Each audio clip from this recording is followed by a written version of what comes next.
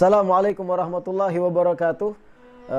Umat Islam di Kalimantan Selatan pada khususnya, kita seberataan mengetahui bahwasanya umat Islam di tanah Banjar ini mulai bahari dididik oleh para alim ulama untuk cinta para habaib, cinta pada dzurriyyat Nabi sallallahu alaihi wasallam.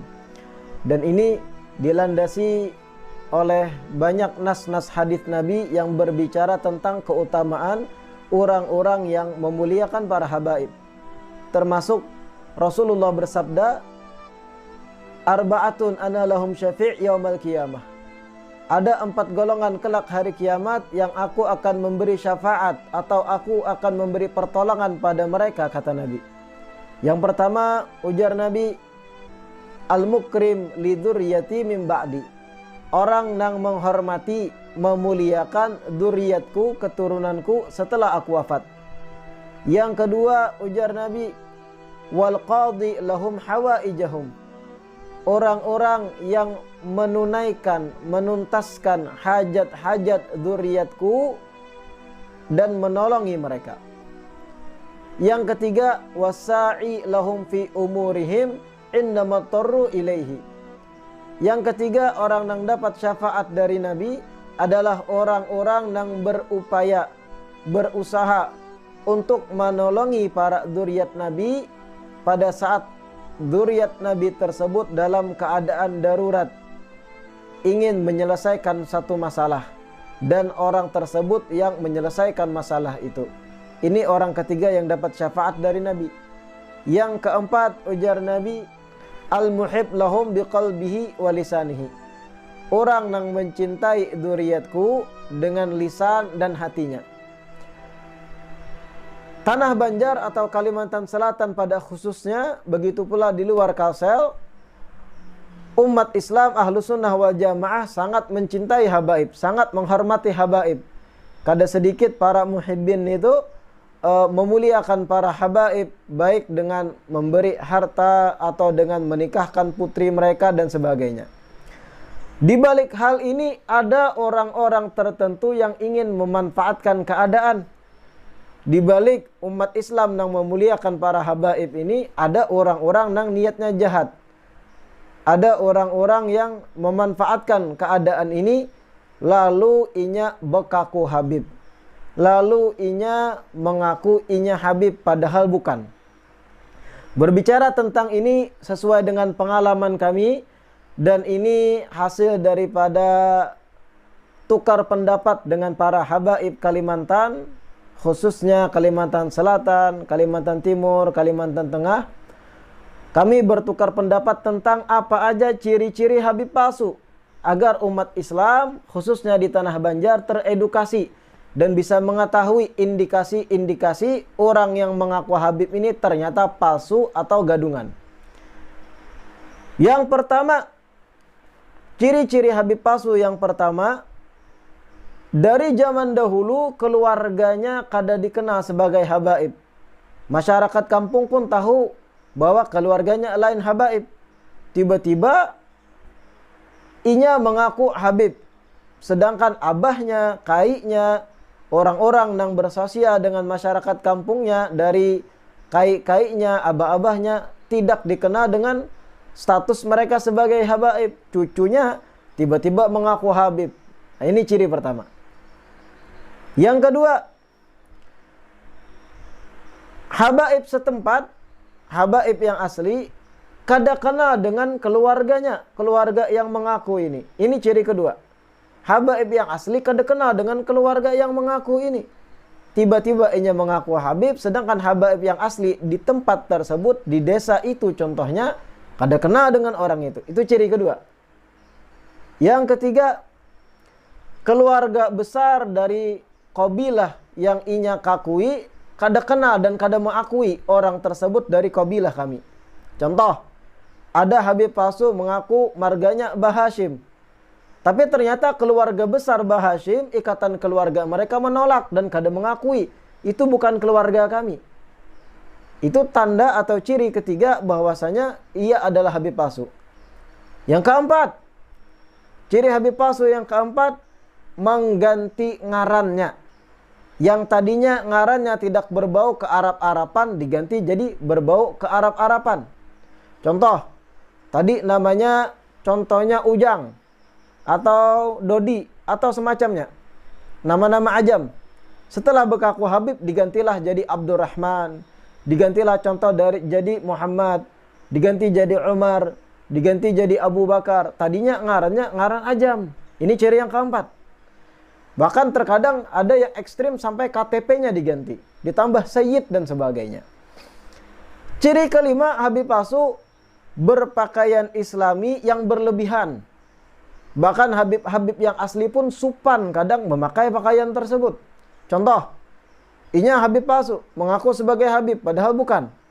Pakai imamah, pakai jubah, warna-warni, pakai tongkat, kacamata hirang bahkan. Padahal bukan lulusan pesantren, bukan orang yang belajar di pesantren, membaca Al-Qur'annya kada lancar, tapi pakaiannya kayak ulama. Yang Habib asli pun kadang supan memakai pakaian itu. Warna-warni pulang kadang. Nah ini ciri Habib palsu yang kelima. Yang keenam, ciri Habib palsu yang keenam.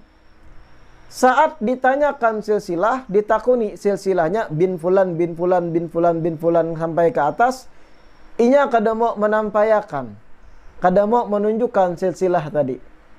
Alasannya aku diamanahi datuku kada boleh ditampayakan.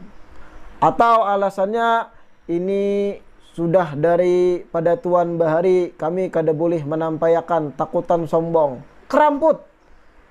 Karena dari silsilah akan ketahuan. Inya takutan ketahuan bahwa inya menyodok jalur orang lain kalau inya tampayakan silsilah tersebut. Adapun Habib asli, inya tidak akan merasa malu menampaikan silsilahnya. Karena dari situ akan ketahuan asli atau tidaknya.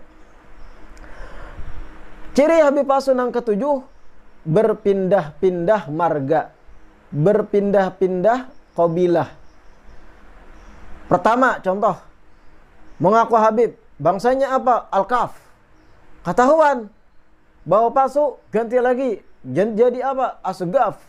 Ketahuan lagi jalur Asgaf yang disodoknya palsu, ganti lagi jadi Al-Hasani. Nah ini kalau sudah ada ganti-ganti marga, tanda kuat inya Habib palsu. Karena Habib yang asli terlahir dengan satu marga dan tidak mungkin berubah. Karena itu takdir dan pilihan dari Allah Subhanahu wa Ta'ala. Ciri Habib palsu yang kedelapan, dan ini banyak. Mengaku dapat silsilah dari mimpi. Mengaku dapat silsilah dari orang alim yang ditamuinya dalam mimpi. Datang kepada Habib asli, ulun bipai inguhnya, inguh Habib kayaknya. Malam tadi ulun bermimpi ada orang berbaju saraba putih, pakai rida hijau, memadahkan cu ikam Habib. Nasab ikam pulan bin pulan bin pulan bin pulan dan sebagainya. Ini tanda kuat Habib palsu. Karena ilmu nasab bukan ilmu yang diperoleh dari dunia metafisika. Tapi itu ilmu yang dipelajari di lapangan. Penelusuran silsilah mata rantai keluarga. Kemudian ciri Habib palsu yang kesembilan adalah berkumpul selalu sesama mereka antara Habib-Habib palsu. Jarang inya mau berkumpul dengan Habib yang asli karena bakal disariki, bakal dimarahi. Inya mengolah komunitas antar palsu satu sama lain. Inya membuat ikatan, kerekatan antar mereka sesama palsu. Kemudian ciri Habib palsu yang selanjutnya yang ke-10, keluarga besar si palsu ini, kai-kainya, ninik-niniknya, pamannya atau dingsanak abahnya dari bahari kada pernah kawin silang dengan habaib yang asli. Artinya kainya, niniknya, dangsanak kainya, dingsanak nininya mulai bahari kada pernah kawin lawan Habib dan Syarifah. Karena mereka bukan. Tiba-tiba si cucu bekaku Habib. Sedangkan ditelusuri sejarah keluarganya mulai bahari kada pernah kawin silang dengan habaib tempatan yang asli. Ini pun ciri Habib palsu juga. Yang ke-11, ciri Habib palsu yang ke-11. Susunan nama silsilahnya atau bin-binnya banyak menggunakan nama ajam, nama yang bukan Arab. Saya beri contoh. Siapa nama Habib ini? Habib palsu tadi. Namanya contohnya adalah Muhammad. Siapa abahnya? Abahnya Tirmizi. Siapa abah Tirmizi? Bin siapa? Bin Anang Ramli. Anang Ramli bin siapa? Bin Tuh Kacil. Tuh Kacil bin siapa? Bin contohnya Dodi Iskandar. Bin siapa lagi?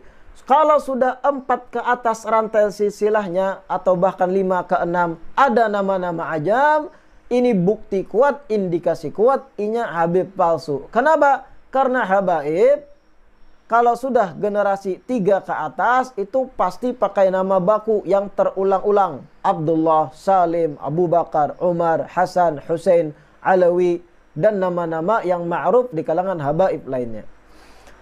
Ciri Habib palsu yang ke-12, mengada-ngadakan sebuah makam dan diklaim itu adalah makam datunya. Tiba-tiba contohnya ada tumpukan tanah yang disebut dengan bahasa kita balambika. Dipadahkan itu adalah makam Habib datuku, Habib Fulan bin Fulan, wafat tahun 9 Hijriah. Wah, abad 9 Hijriah, mohon maaf. Itu adalah datu kami, padahal balambika wara isinya adalah sarang samud. Nah, ini salah satu cara inya menguatkan status dirinya sebagai Habib, padahal abal-abal atau palsu. Mengada-adakan makam yang sebenarnya makam tersebut bisa jadi kosong isinya, atau makam orang bahari yang orang tempatan sekitar makam kada tahu itu makam Habib, tapi inya mengaras ini adalah makam Habib datuku. Itu ciri Habib palsu yang ke-12. Yang ke-13, ciri Habib palsu mendekati Habib yang bujur, yang sahih. Inya mendekati Habib yang sahih, yang bujur, kemudian foto bersama. Saat minta foto bersama, kada bepadah inya Habib. Inya bepadah Muhibin. Minta foto Habib lawan pian, berselfie. Foto Habib lawan pian. Dapat foto tadi, dicetaknya, di-share-nya di medsos, atau dicetak dipasang di dinding. Sebagai penguat bagi inya, Habib-Habib aslinya akrab lawan aku. Artinya, aku ini pun Habib juga. Ujar si palsu tadi. Na'udzubillah. Macam-macam. Yang ke-14, ciri Habib palsu yang ke-14, mendekati Habib asli yang polos agar dapat pengakuan dari Habib yang polos tadi. Karena Habib yang asli tidak semuanya kritis. Ada yang polos, baik hati, kemudian karakternya supel, husnudzon terus lawan orang. Datang orang, ulun Habib juga Habib, oh inggih, Masya Allah, Habib juga pian, ahlan wa sahlan. Didatangi Habib polos kayak itu agar dapat pengakuan, bahkan di video dan sebagainya. Oh ini Habib juga.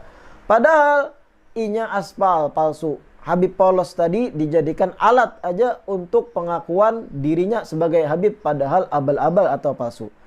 Ciri Habib palsu yang ke-15 selanjutnya, mereka takutan lawan lembaga nasab habaib yang sah, yaitu Rabithah Alawiyah, atau ada lembaga lain yang juga sangat kredibel, Naqabatul Ashraf. Mereka takutan dengan dua lembaga nasab ini. Kenapa? Karena akan terbuktikan kepalsuan nasab mereka kalau mereka datang ke dua lembaga ini. Inilah ciri-ciri Habib palsu sesuai dengan tukar pikiran kami antar banyak habaib ratusan di Ikatan Alawiyin Borneo, dan kita menghimbau juga kepada mereka-mereka yang mengaku sebagai habaib padahal inya paham dirinya bukan Habib. Kita ingatkan Rasulullah sallallahu alaihi wasallam bersabda, "Man idda'a ila ghairi abihi wa huwa ya'lam annahu ghairu abihi, fa jannatu alaihi haram." Yang artinya sabda Nabi, barang siapa yang mengklaim mengaku bukan kepada jalur ayahnya dan inya tahu bahwa itu bukan jalur abahnya, bukan jalur datuk-datunya, maka haram baginya sorga, kata Nabi. Muttafaqun alaih. Riwayat Imam Bukhari dan Muslim. Artinya, sebanyak apapun harta yang ikam peroleh di dunia dengan ikam mengaku Habib tadi, sebanyak apapun perempuan yang ikam nikahi dengan status abal-abal ikam sebagai Habib palsu, maka nikmat yang ikam dapat sesaat di dunia itu tidak ada apa-apa bandingannya dengan siksa yang menanti ikam hari kiamat. Taubatlah.